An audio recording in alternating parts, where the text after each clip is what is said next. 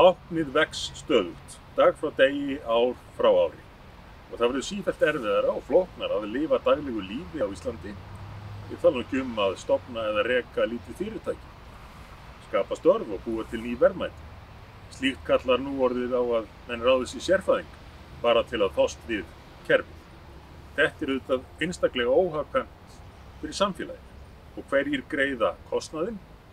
Það er almenningur í landinu, það eru heimilin sem að þurfa að standa undir með skattgreiðslum, sístækkandi bákni, sístækkandi kerfi sem á sama tíma innleiðir oft á tíðum regluverk sem að dregur úr verðmætasköpuninni.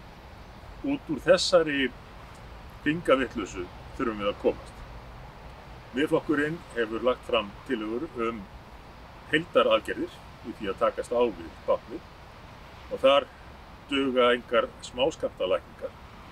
Það þarf að takast á við kerfið á kerfislegan hátt, ef svo má segja kerfisvæða endurskipulagningar. Þar höfum við boðað ýmsar breytingar sem við byggjum á raunverulegri reynslu fólks. Því að við höfum heyrt ótal sögur af reynslu almennings í landinu af því að fást við kerfið og við mætum því með raunhæfum og róttækum tillögum til þess loksins að ná árangri í því að minnka báknið, leyfa fólki að halda meira eftir af þeim tekjum sem að það vinnur sér inn og nýta meira fjármagn í það sem að skiptir okkur öll mestu máli.